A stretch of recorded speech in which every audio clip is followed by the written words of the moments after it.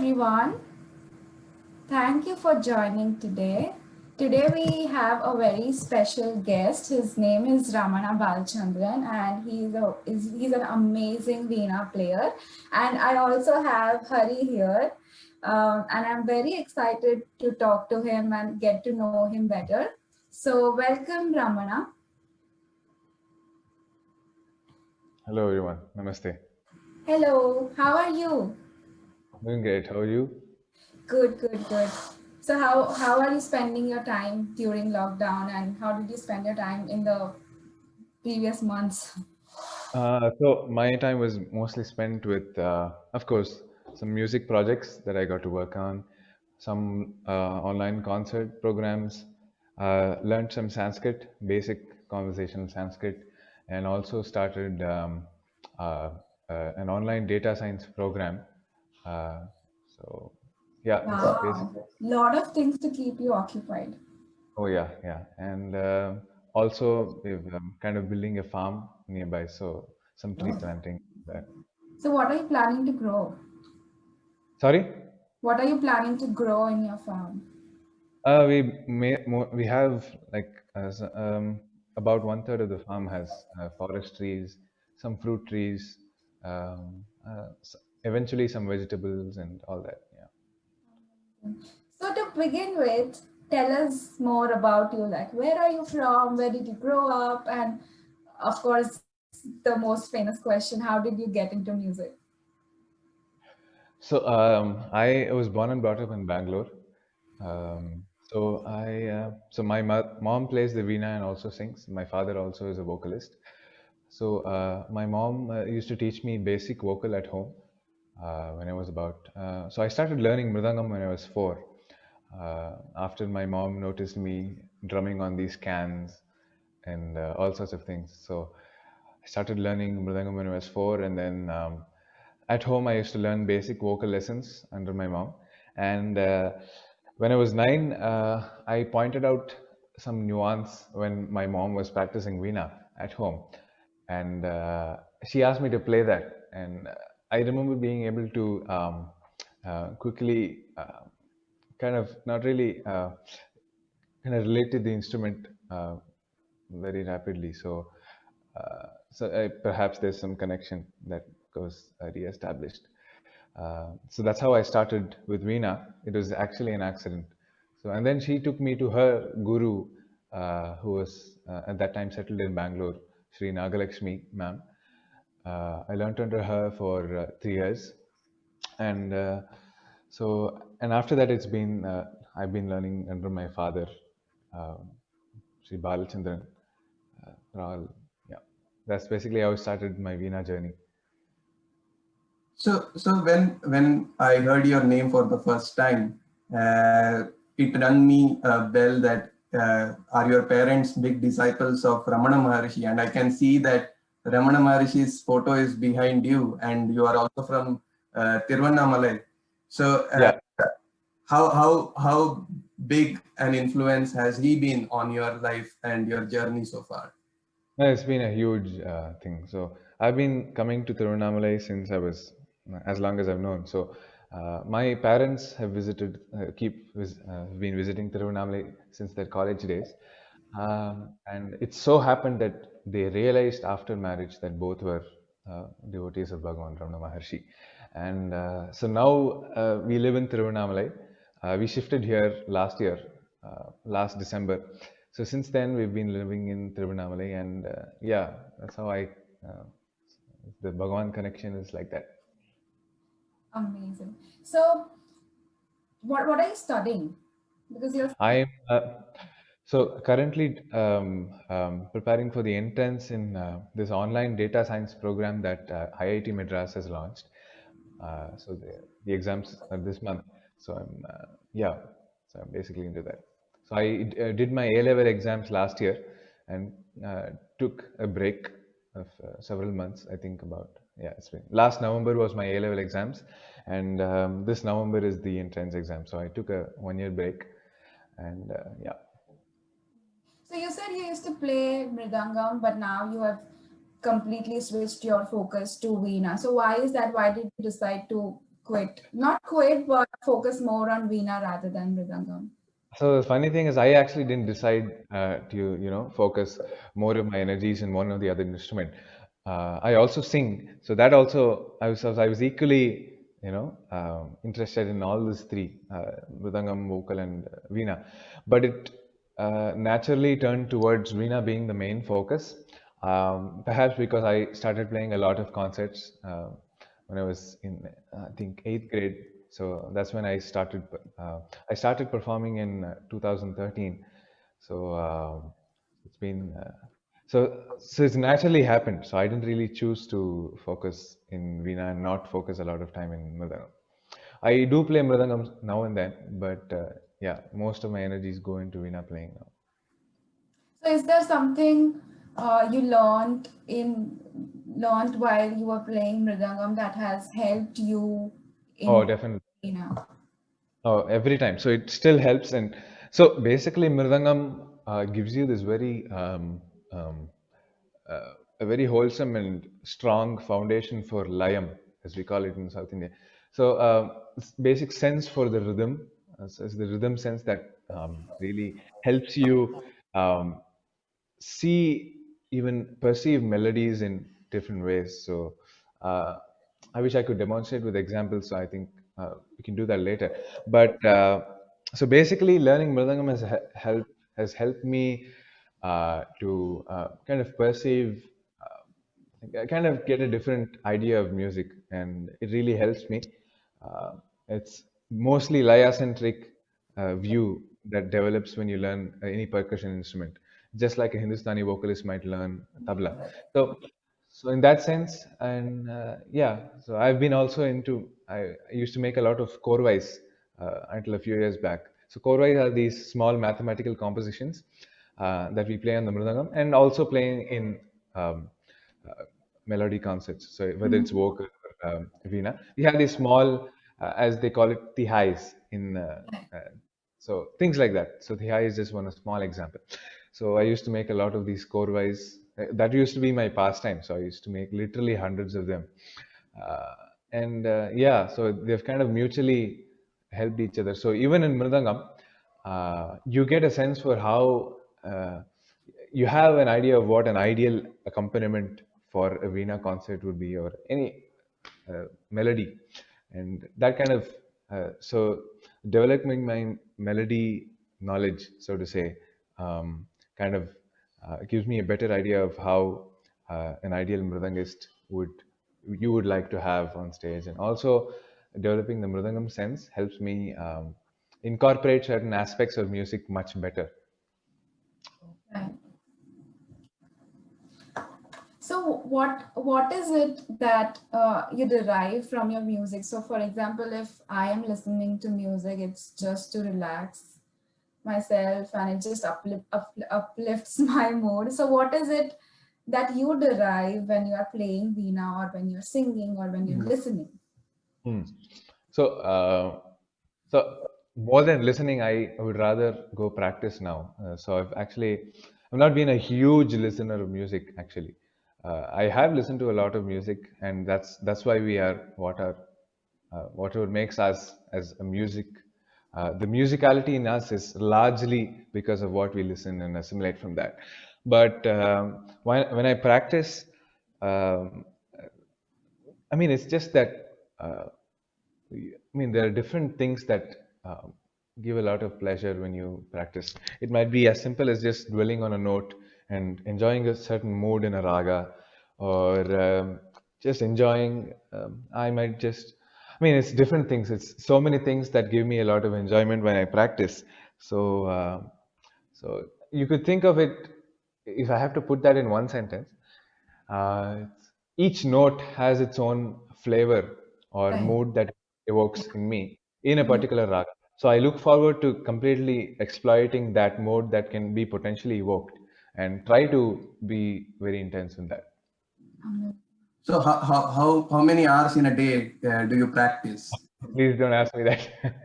So, so I mean, look, managing time between academics, music, and between mridangam and vocal because I still want to keep in touch with all the three. Though my focus is mainly on Veena, it's nice to keep in touch with all three. But it's been a struggle actually, especially since the last 3 years because I've been having more intense academics, my 11th grade, 12th grade, and now it's first year. And honestly, if you want a very honest answer for this question, I've not been able to manage my time really well. So I'm working on fixing something like a what do I say? It's like a set routine for music that I just blindly do. Like a maybe like a 1 hour or 2 hour routine that I just blindly do, and then do the rest of music. So I'm working on that. It's not been really consistent. So yeah, so that's my honest answer for your question. Have you been performing virtually during this pandemic, or have you Yeah. started performing outside?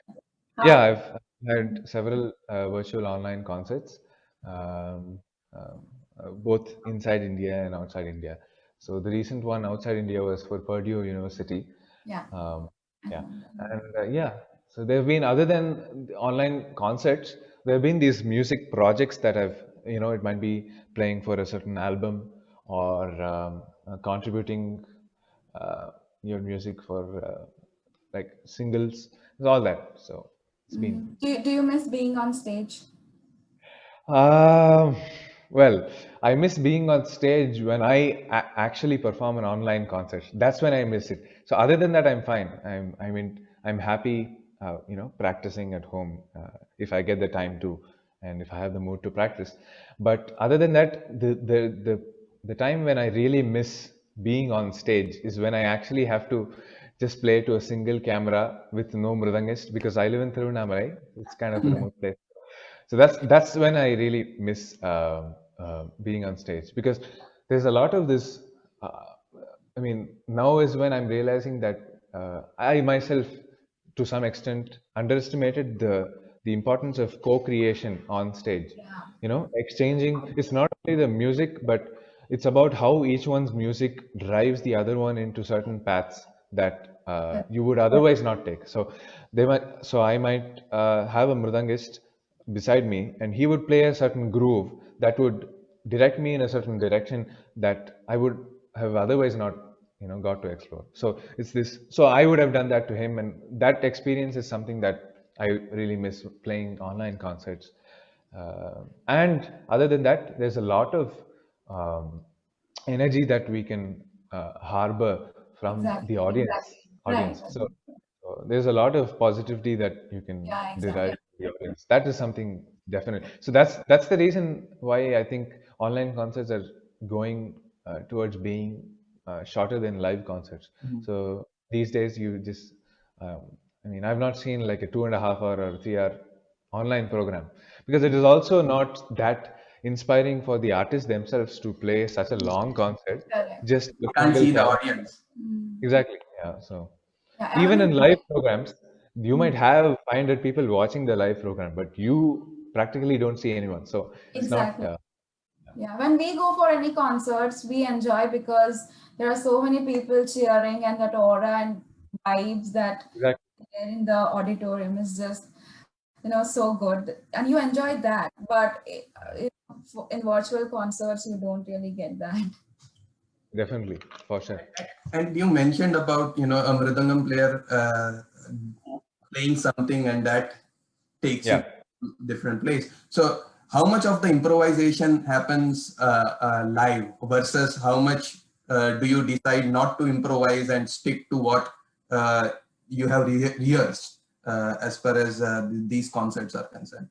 Is it difficult to improvise in virtual concerts compared to live concerts? That's an interesting question. Look, I think it requires a certain extra level of being self-motivated or self-driven when you play the online concert to make extempore stuff have a high hit rate because there are so many things that contribute to the hit rate of any on-spot idea that you generate. As I said, the audience energy, the accompanists being with you, all that helps you kind of deliver that with a lot of intensity. But when you're the only guy who's playing for a camera, to make like an on-spot idea effective is probably a bit difficult. Yeah. And for the other question, the first part of the question, I try to have as much as possible a lot of extempore aspects in my concepts. So I generally plan. I might have like a few compositions in mind before I play the concert, and I would, because there are many compositions in Carnatic music. We all know we have like a large repertoire that we have to keep in touch with. So I might just revise those compositions before I go, and also have some kind of an idea about how much to present and what to present. So the other aspects are kept, on spot. So. Right. So when you play veena or any musical instrument in that case, you have to make sure that mentally you are very calm and composed. Yeah, absolutely. So how do you make sure that you are completely focused on your veena when you're performing? So how do you practice any yoga or do you do anything else that makes sure he's calm? So generally before concerts, of course, I was doing yoga until 2 months back, and I kind of lost the routine since then. But I do practice yoga, but not a lot though. But before every concert, I try to have a few minutes of just staying present and kind of enjoy some thoughtless time. So, and Going into your not own really. zone. Yeah. And more than the zone aspect, so when you have something to focus on, right? In this case, in the concert, it is the music, the notes, the sound, the perceptions of me touching the veena, all that helps me go into that zone. That is there. And naturally, if I play something that I myself love, or basically in a concert, I'm naturally drawn towards that zone, and I don't have to really work towards getting into that zone while I'm performing. But before the concert, it's slightly different. It's more about being aware of everything that it's around you. I mean, there might be one guy shouting, there might be like another concert before. I may just be walking. It's just being more aware of my own self, and the hope is that that will help me retain a level of composure, not being overawed by the audience or overawed by any situation on stage. Sometimes it works, sometimes it doesn't, and the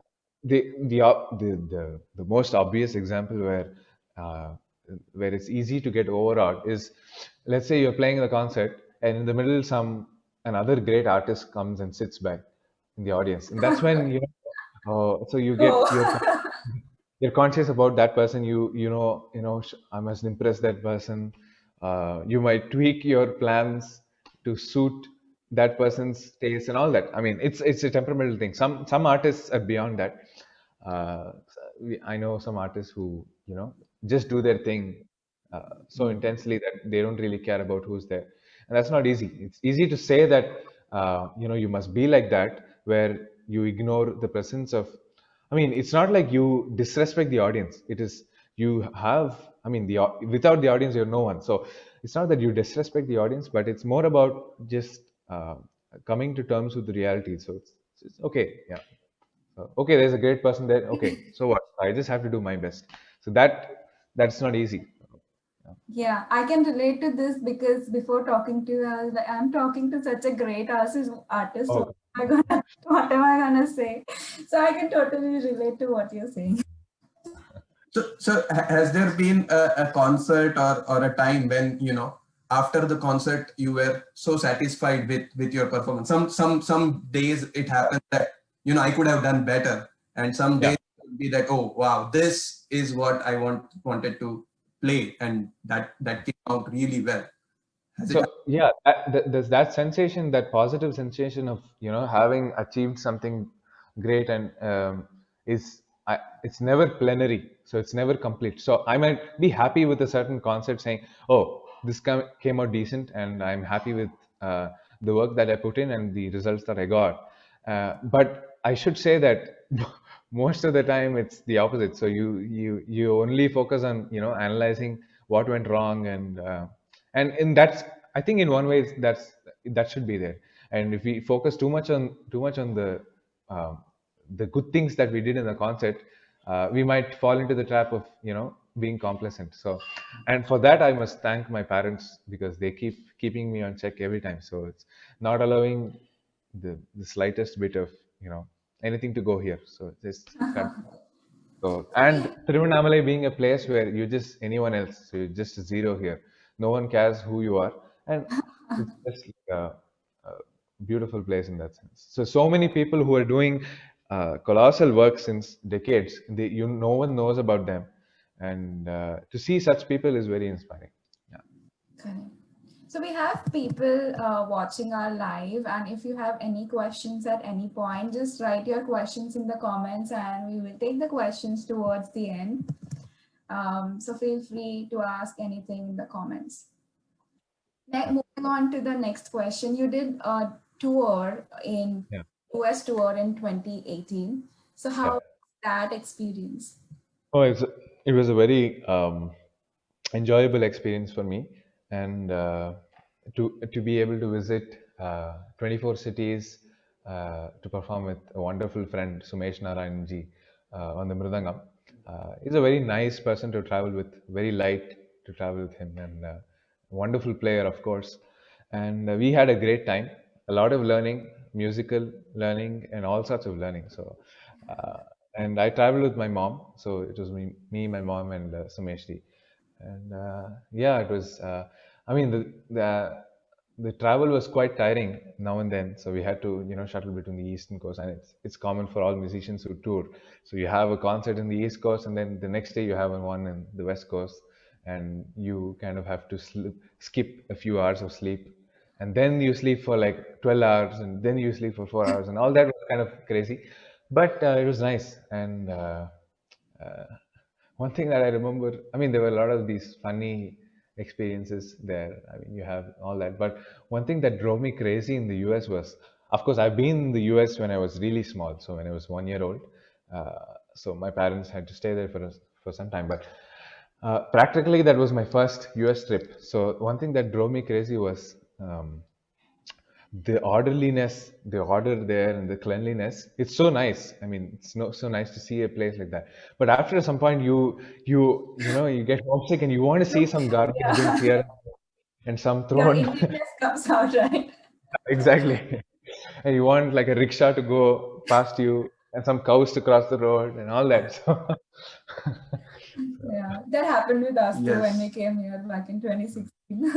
For us, it was like we don't see people on the road. So far apart, and you only see cars and don't see Yeah, you people. don't So it see. was kind of an interesting transition, actually. but it's a beautiful place to experience a lot of productivity. So if you want to be productive, it's nothing like it. So Yeah. a lot less distractions. Yeah, it was really nice. The tour was really nice. Was that your first international tour? Yeah, that was my first international tour. So it was a 70-day tour. Uh, and yeah, I mean, the amount of compositions that you have to present with, I mean, you try not to repeat. So I tried my best not to repeat any sets of compositions except like 7 or 8 in the span of those 25 concerts. So it was really nice musical learning for me. So Do you have any plans in the future of coming back to the US or any other countries? I mean, we've had several calls. Of course, we had one this year even, but of course, due to the pandemic situation, everything went for a toss. But yeah, so So are you planning to do some fusion with Western artists? For example, John McLaughlin had done this big fusion with Indian artists like Zakir Hussain. It's a big band called Takti. So do you have okay. plans? Are you open to exploring Carnatic music and combining it with Western music? Yeah, I'm open to collaborating with any sort of musician that It's always nice to see what you can assimilate from their knowledge. And I mean, the interesting part in these collaborations is that, uh, of course, if as long as we don't compromise the identity of our music, So, I mean, which is what we are called for. So, I mean, if we are collaborating with a jazz musician, and if I change my style to, I mean, it's, of course, it's not like I'm not going to play like a hardcore Carnatic thing along with a jazz musician. It's always about finding that middle ground. But as long as it's not too much of a compromise, and also the interesting part in collaboration is to see where you can kind of adapt ideas from their paradigm of music and try to see how you can incorporate those in your music, and that's where it gets interesting. So yeah, I'm open to collaborations like that. Yeah. I Okay. actually listen to a lot of other genres. I listen to a lot of one of my favorite Western musicians is Jacob Collier, Mhm. uh, and listen to a lot of Hindustani, a lot of ghazals. Uh, so yeah, I love all sorts of music. So. Mhm. Except of course these hard metal bands. I don't kind of Yeah. relate to them. Some Maybe I'll people relate to like them. it, some don't. Yeah, it's Yeah, yeah, And I think someone like Rajesh Vaidya sir, who plays yeah, the veena and does a lot of this different styles of music he brings in is I think amazing. So yeah, yeah. I asked this question related to fusion and what. Yeah. so we recently came across a video of Shankar Mahadevan himself appreciating your work. How did that feel? What was your first reaction? So he actually was very nice enough to call us uh, out of the blue. So he somehow found the number and then called Wow. and spoke very nicely, and it was uh, very heartfully, and he gave his good wishes, and he conveyed his love to me, and it's really nice of him to do that. And then after a few months, we see this video, and yeah, it felt very humbling. Yeah. And there are comparisons drawn between you and the late Mandolin Srinivas sir. How Oh, that feel? no, I don't think I. So it's all. Yeah, I don't have to. I don't think I should say anything about that. It's just humbling again. I don't know if I don't even know if I deserve that. So, uh, yeah, it's just nice to. It's always nice to. How do I say it? And I mean, at the end, it's just the music that we all enjoy. So Are you planning to teach or groom students in music? So I actually teach just a very few students because of my time commitments with the degree program and my own music practice. So there are about a few students that I teach. I have online sessions with, yeah, and yeah, maybe after a couple of years when I'm slightly freer, I could. I mean, it's a learning experience for me also. So when you deconstruct something that you think that'll be useful to someone else pursuing the instrument, it is always edifying for oneself to do that. So just like in any other field. So when you teach something, you yourself clear a lot of clogs in your understanding. So that's something that I enjoy. But it's just the commitment that is very important. So yeah. How do you make sure that you are disciplined? And it's really hard to, because at one point of time in my life I was learning guitar, and it didn't work out because I was not disciplined enough. So how do you make sure that you are making time for everything? Yeah, this is this answer should overlap a lot with the earlier question posed Yeah. by Rihanna. So I'm, yeah, to be very honest, I'm still figuring it out. It's not like generally what you would expect from someone like me is to say that I practice like 3 hours in the morning and then I work on academics and again practice. No, no. So it's still something that I have to figure out to manage my time efficiently. And I think that's a heartening thing to hear, because that shows that you're a human and not like someone who is a prodigy who of course you are, but in some sense you're also a human, because you do not practice like 3 hours in the morning and have a rigorous kind of. I mean, we hear so many stories of musicians having such regimental, music Yeah. routines of all sorts of great artists. they've had to not really sacrifice, but have very strict routines in their childhood. And for me, since I was 12, because I started performing at a very young age of 12, a lot of my music learning was actually through concerts. So there was a huge amount of learning that I had through my concerts. So I don't regret it for the most part of it, but I do feel that there's some work that has to be done with respect to fixing a certain routine that I follow. Is there a specific time in a day you like to practice? Not really, actually. So sometimes I feel like practicing in the morning, sometimes in the evening. Yeah. Some people say that I know many friends who clearly say that they get their optimum focus in the night.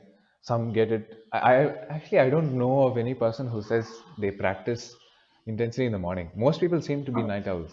So, Oh, yeah, actually, all the musicians, all my musician friends, I have never seen them say that they practice early in the morning. They all have night outs.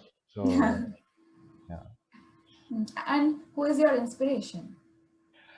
Uh, Actually, every person that I listen to inspires me in some or the other way. But there are a few ones who, you know, so I like. There's a few artists who have really immensely inspired me. One is I could keep on naming them. I will miss out a lot of names, so it's a dangerous path to go. But anyway, so Ananta R. Krishnanji, he's a mridangist. So amazing person, amazing artist, and just that tapas, as we say, is just immense. And I mean, I could keep going on. And so Abhishek Raghuramji, Sriram Parth Sardi, Ramakrishna Murthy, and many others. So it's just a few that I'm just popping out. So and they've also been so some there are other people in other walks of life that I really derive a lot of inspiration from. There are some YouTubers, some science guys out there. So I used to do a lot of these origami stuff, magic, and some science projects and all that. So there are a few magicians, some YouTubers, some who have really, who share without share so unconditionally, and their work ethic is so high that it's just exhausts you into doing some work. So whenever you see a video from a person like that or listen to an artist like this, the immediate reaction is to go and, oh, let me go and do some work. So That's that true. happens. That's amazing. Yeah. And I saw that you also played some tilanas in many concerts. And one of the big proponents of tilanas and who made it popular was Dr. Balamurali Krishna. Did you have Yeah. a chance to meet him? I really wish I had a chance to meet him. So he also happens to be my father's guru, one of my father's Oh, gurus. okay. So and I mean, that's why I said the names that I said as inspirations are the current generation. If I go on the previous generation, probably BMK sir is like way up there. So, so he's one of. Uh, I mean, I've been extremely and immensely inspired by his music, and it's just unbelievable. And it'll be nice if we, have like a session where we, showcase his special pieces of music and really appreciate that. But yeah, Balamali sir has been one person that I really wish I could meet, and I actually could have met him uh, because somehow we couldn't meet him. It just didn't happen. So yeah, and I try to play a lot of his compositions now and then in my concerts, and yeah, it's just once in a century musician who's Which is your favorite ragam? many actually. I like Natakurunji. I like in the hardcore Carnatic ones. I like Natakurunji, Sahana, and Saveri, Suruti, things like that. In the Hindustani section, I have Shuddh Sarang, Shyam Kalyan, Bhatyar, uh, Desh even. Yeah. So Gavati is another very famous. Uh, I composed the Tilana and the Raga Gavati just because I couldn't really come out of that raga. It just consumed me. So beautiful. So we have a few questions on Facebook. We'll take that later, once we have like 10 minutes left. So what apart from music, what do you like to do? Or you're Yeah. fully So focused on Veena? no. So I like to spend time in nature, any sort of like a forest walk, or as simple as just spending some time in a farm, or I also watch some wildlife videos, a lot of wildlife and nature related documentaries and videos. Um, Not a lot of movies. I generally watch only animation movies. Um, Other than that, I do some magic, some basic card tricks, origami. I used to make literally thousands of paper planes at home. So I used to buy books, watch videos, and spend a lot of time in that. Also, kind of into photography. Uh, take a lot of photos, and yeah, generally that. So I generally like to uh, uh, present something very visually appealing. So whether it's a video of a concert or video of a music production. So I learned some basic cinematography and things like that. Oh, cool. So we will take the questions now, and then we have a rapid fire round for you. That Sure, was sure. a surprise. I didn't tell you about it earlier, but Yeah. let us take the questions. So Sindhu, she asks, what are your favorite Western and Hindustani musicians? Western, as I said before, Jacob Collier is one. Corey Henry is another. Um, a Western musician. I love to listen to John Sebastian Bach, Sir John Sebastian Bach. And another Western musician that I like is, yeah, I think these are the three that I just remember as of now. Hindustani musicians, many of them. Ustad Rashid Khan ji, Pandit Ajay Chakrabarti ji, Kaushiki Didi, um, many of them actually. Shahid Parvez Khan ji, uh, just a few of them. Let's can keep going on again. Bhim Singh Joshi ji, of course. Uh, Jasraj ji. I mean, I like every one of them, but these are the ones that I Yeah. listen to a lot. Good. Mhm. So another question from Shruti. I'm curious to know how your hundreds of Korwai gets mentored. I mean, while practicing, how much input does a teacher make? So the contribution that a teacher makes. Um, so when it came to Corwise, most of the Corwise that I make are ones inspired by something that I listen. Um, uh, it's not like my teacher came and said, this is the right way to make this Corwai, this is not the right way. So it's more about just doing ridiculous things as you feel, and then out of those 100, only like a few might be really usable, or others might be interesting ideas now and then. But I mean, I don't completely get that question, but core-wise, I treated core-wise more as more like a way to just try and do express my creativity in one way. So one way was core-wise, another was through my Veena and all that. So yeah. So I'm just curious to understand. I mean, I don't know if you have actually thought about this. What is your creative process like?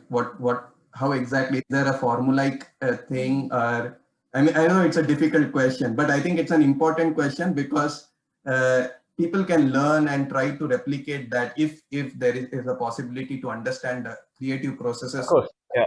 That's an interesting question because it's definitely not um, things like you just spend a couple of years playing this raga and you'll play it perfectly in a matter of 5 years. Not that kind of an approach for sure, and not it's so there's this misconception of when it comes to manodharma or creativity in music that it has to just take time and you just have to wait it out.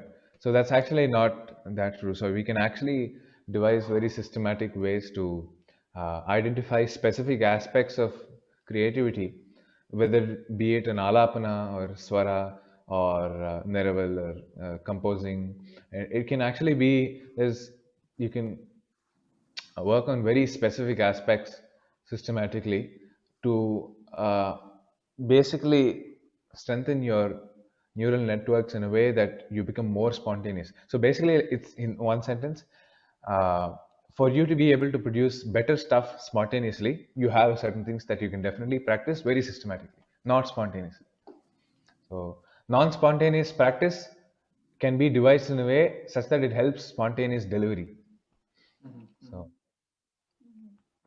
Okay, one last question from Rina. She's an amazing singer. She is a very good friend of mine. So does this happen like whatever you have planned to perform and did before you want to do that, but something totally or a totally different raw came to your mind when you're actually performing. So what do you do at that time? Do you just focus on performing what you have planned? So it's both ways. So sometimes what might happen will is that some circumstance in the venue will force you to change something that you had planned.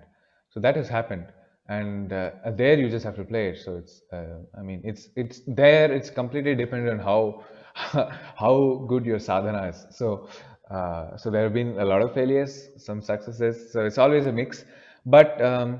So when it comes to compositions, so you might want to play a certain raga that you had not planned for, but if the composition that you have to present is something that you're not in touch with, you'll get into trouble because you'll forget the lyric, you'll forget the structure, you might forget the, you know. So it's a call that you have to take spontaneously. Sometimes yes, we go with something that we have already planned. Sometimes if you're confident enough with the when in the specific case of compositions, if you are confident enough with your the patantaram as we call it here, if you're confident enough and remember that, you go now. If it's an RTP, it's much slightly easier in one sense because there's more manodharma, so you don't have to really work on something that you have that's curated. So yeah. And does it also depend on your comfort level with the companies that you have also have? Definitely. Yeah. Yeah. All right. So time for the rapid fire. If not a musician, what would you be? Okay. It's actually tough to answer. I don't know. I actually don't know. Because so look, the only thing where I have this urge to go and work is music. So, of course, you'll have the urge to take time off. That's different. But when it comes to more serious stuff, I've actually not had like a very strong interest other than music. Of course, if I was my 10-year-old self, I would say an auto driver. But maybe I'm not sure. Maybe be some kind of a YouTuber doing some sort of usual stuff that you give the public, something like a tech gadget reviewer. I don't know. Something.